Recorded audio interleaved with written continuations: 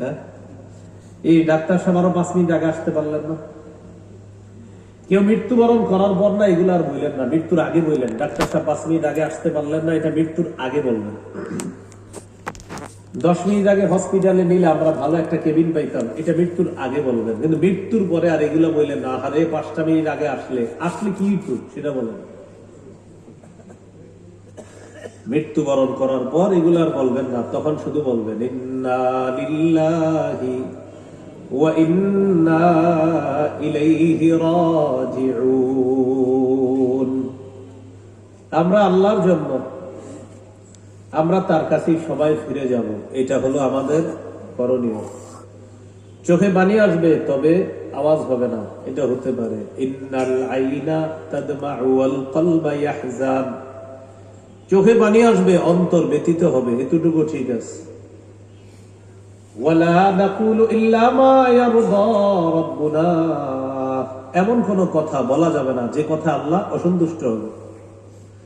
কিন্তু আমরা কি করি, মৃত্যুর পর ওই ব্যক্তির জন্য আমরা পোস্টার বানাই, এরকম ব্যানার বানানো হয়, পিছনে লেখা অমুকের অকাল মৃত্যুতে আমরা শোকাহত, তার বিদেহী আত্মার মাগফিরাত কামনা করছি। কি লেখে? অকাল মৃত্যু, অমুকের অকাল মৃত্যুতে আমরা শোকাহত। আচ্ছা, আপনারা যে অকাল লেখলেন, সে কবে মারা গেলে ঠিক ছিল সেটা বলেন।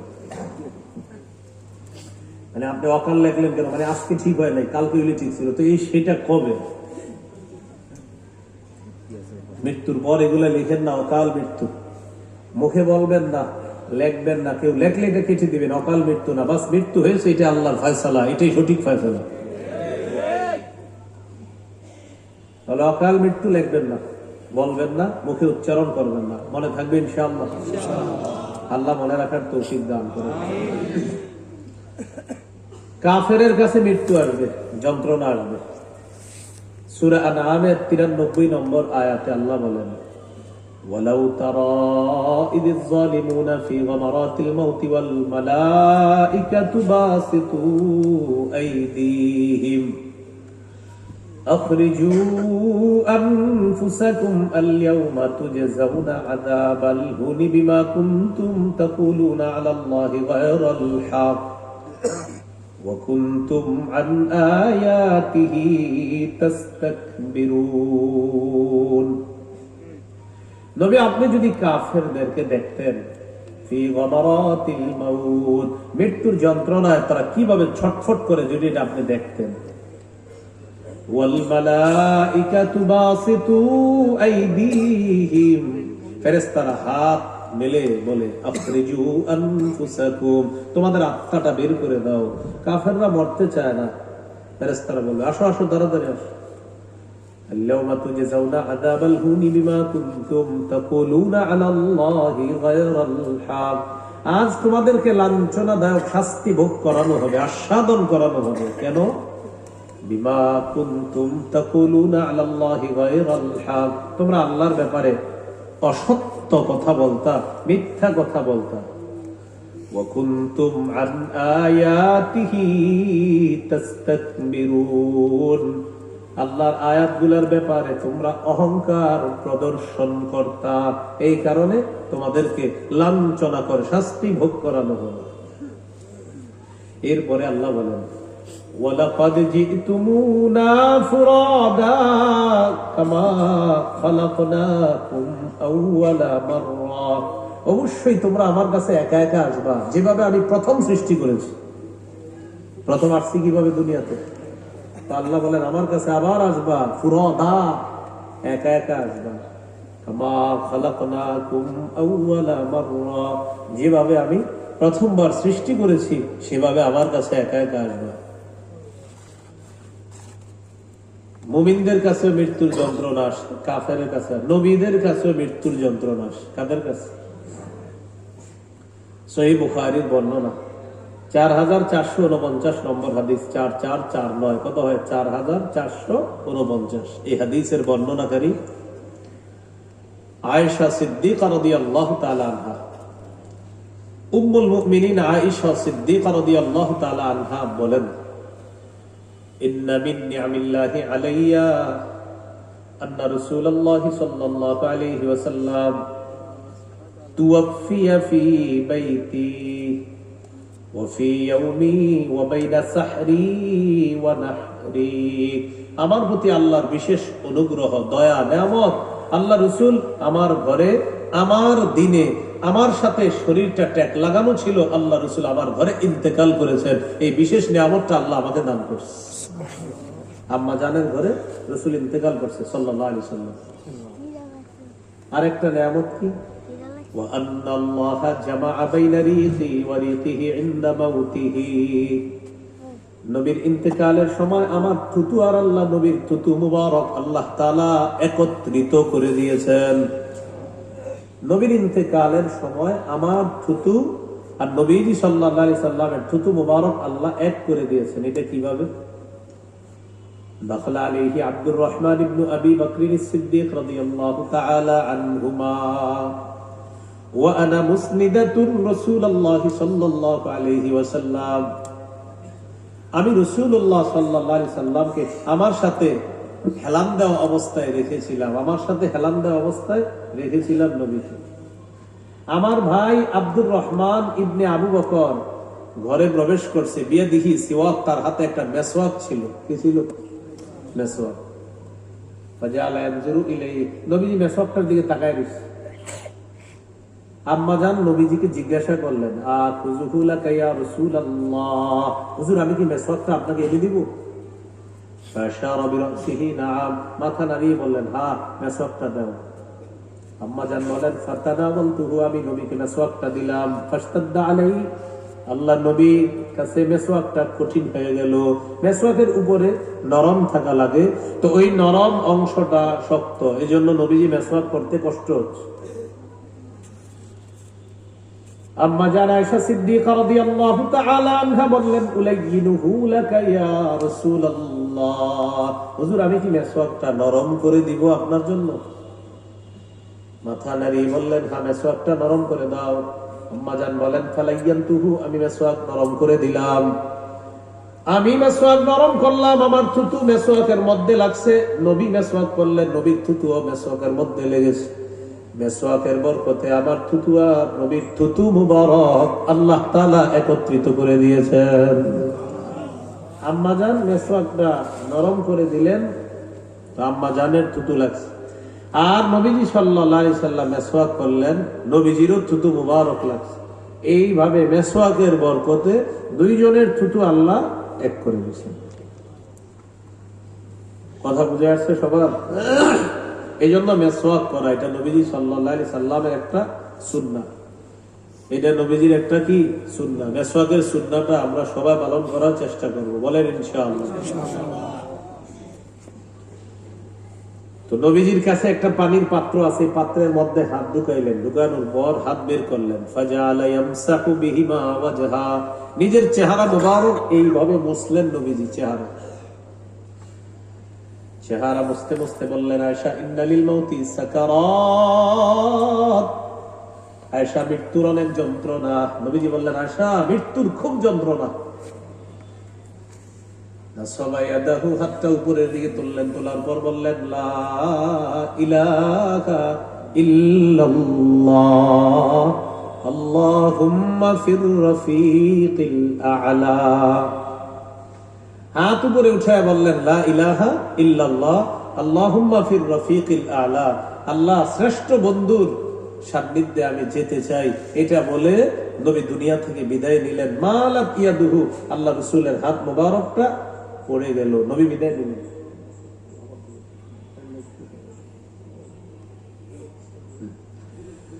তো রাসূলুল্লাহ সাল্লাল্লাহু আলাইহি ওয়াসাল্লাম এইভাবে দুনিয়া থেকে বিদায় নিলেন। এখন আপনাদের সামনে আমি এটা বলার উদ্দেশ্য হলো, নবীজি বলেছিলেন ইন্নালিল মাউতি সাকারাত, মৃত্যুর খুব যন্ত্রণা। এই হলো আল্লাহ রাসূল সাল্লাল্লাহু আলাইহি ওয়াসাল্লাম মৃত্যুর সঠিক ইতিহাস। আমাদের সমাজে হয়তো কেউ ভুল ক্রমে এই মাইকের মধ্যে এমন এমন ইতিহাস বলে ফেলেছে নবীজির মৃত্যুকে কেন্দ্র করে, যেটা সঠিক ইতিহাস না। এবং আপনারাও শুনেছেন ছোটবেলা থেকে, হয়তো ক্যাসেটে মোবাইলে শুনেছেন, কিন্তু ঘটনাটি সঠিক নয়। একটা ইতিহাস আছে এমন, মালাকুল মাউত নবীজির কাছে আসছে, গ্রাম্য ব্যক্তির রূপ ধারণ করে বলছে আল্লাহ আমি কি নবীর কাছে যাব? পরে নবীর কাছে অনুমতি চাইছে, আমি কি আসবো নাকি, লম্বা এক হিস্ট্রি বলে। আর আপনারা এগুলা শুনে শুনে অনেক কানছেন। এটা একটা জাল বর্ণনা। বলেন কি বর্ণনা? আমি যেটা শোনাইলাম সহিহ বুখারী 4449 নম্বর হাদিস, এটা বিশুদ্ধ বর্ণনা। আর মালাকুল মাউত একজন গ্রাম্য ব্যক্তি রূপ ধারণ করে নবীর সামনে এসে অনুমতি চাইছে যে আমি আসবো কিনা, এটা একটা জাল বর্ণনা। এই জাল বর্ণনাটি পৃথিবীর মধ্যে যিনি ছড়িয়ে দিয়েছিল তার নাম হলো আব্দুল মুনঈম ইবনে ইদ্রিস। তিনি এই জাল বর্ণনাটা দুনিয়াতে সাপ্লাই করছে।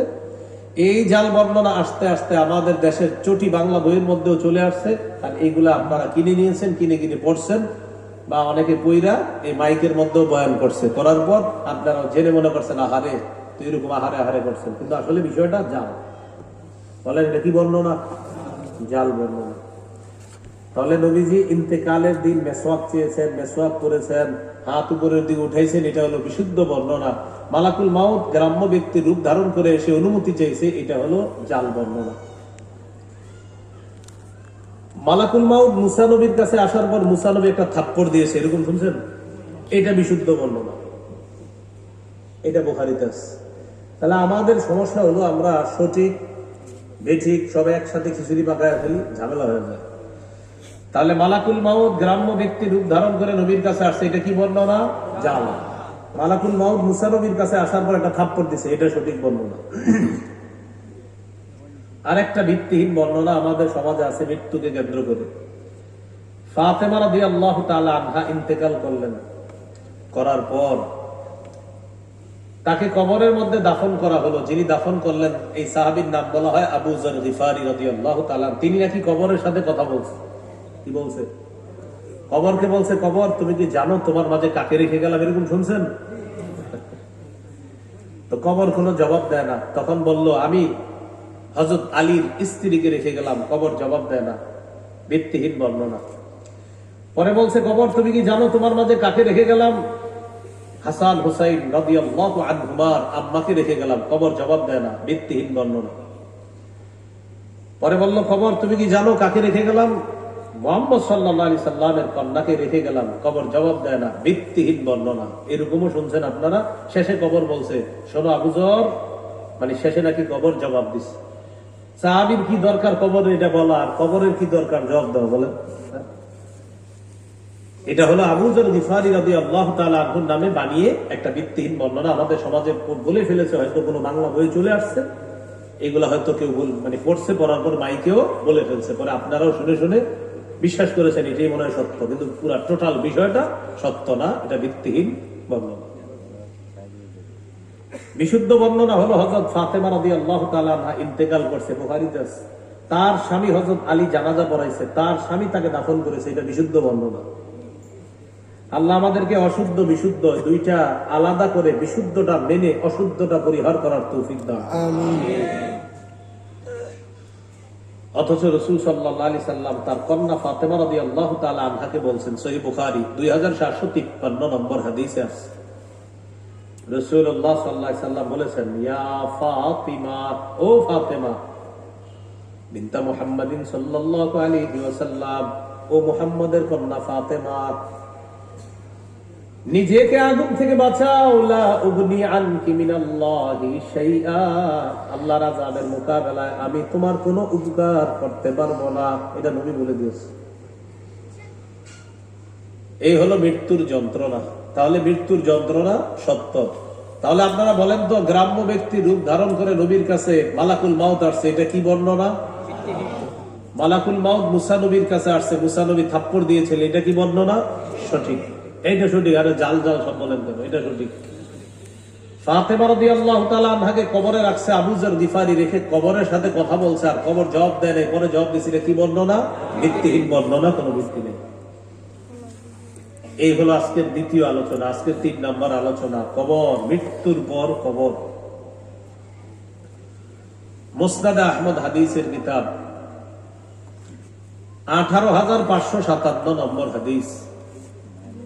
এই হাদিসের বর্ণনাকারী বারা ইবনে আযিব রাদিয়াল্লাহু তাআলা আনহু, তিনি বলেন, খরাজনা মা রাসূলিল্লাহি সাল্লাল্লাহু আলাইহি ওয়াসাল্লাম ফি জানাজাতি রাজুলিন মিনাল আনসার। নবীজির সাথে এক আনসারী সাহাবীর জানাজা পড়ার জন্য বের হলাম। হাত্তান তাহাইনা ইলাল কবরি ওয়ালাম্মা ইউলহাদ, কবরের কাছে বসলাম। কবর তখনও লাশ রাখা হয় নাই, কবরের মধ্যে লাশ রাখা হয় নাই। ফাজালাসা রাসূলুল্লাহ সাল্লাল্লাহু আলাইহি ওয়াসাল্লাম ওয়া জালাসনা হাওলা, নবী কবরের পাশে বসে গেলেন, আমরাও বসলাম। আমরা নবীজির দিকে তাকিয়ে আছি, নবীজি নিচের দিকে তাকিয়ে আছে। নবীজির সামনে আমরা যখন বসা, কান্না আলা রুসিনা আত-তায়র, যেন আমাদের মাথার উপর পাখি বসা। ওয়া ফি ইয়াদিহি উদুন ইয়ানকুতু বিহি ফিল আরদ, আল্লাহ নবীর হাতে একটা লাঠি মুবারক, জমিনের মধ্যে আঁকাআঁকি করতেছে, নিচের দিকে তাকায়। আমরা আল্লাহ নবীর দিকে তাকিয়ে আছি। ফারাফা রাসা, নবী মাথা উঠাইলেন, উঠানোর পর বললেন, ইস্তাঈযু বিল্লাহি মিন আযাবিল কবরি মাররাতাইনি আও সালাসা, তোমরা কবরের আযাব থেকে আল্লাহর কাছে পানা চাও। এই কথাটা 2 বার বা 3 বার বললেন। ফাইন্নাল আবদা ইযা কানা ফি ইনকিতাইন মিনাদ দুনিয়া ওয়া ইকবালিন মিনাল আখিরাহ নাযালা ইলাইহি মালাইকাতুম মিনাস সামাই বিদুল ওয়ুজুহ কান্না ওয়ুজুহাহুম আশ-শামস। ইমানদার বান্দা যখন দুনিয়া থেকে বিদায় নেওয়ার সময় হয়, আখিরাতের দিকে যখন রওনা করে, আসমানের অসংখ্য অগণিত ফেরেশতা, সূর্যের মতো সুন্দর ফেরেশতা দলে দলে ইমানদার বান্দার স্বাগত জানানোর জন্য ওই ইমানদার বান্দার সামনে উপস্থিত হয়ে যায়। ফেরেশতারা আসে ইমানদার বান্দার আত্মা স্বাগত জানাবে। মাআহুম কাফলুম মিন আকফানিল জান্নাহ ওয়া হানুতুম মিন হানুতিল জান্নাহ, ফেরেশতাদের সাথে কাফনের কাপড় আছে, আর হলো জান্নাত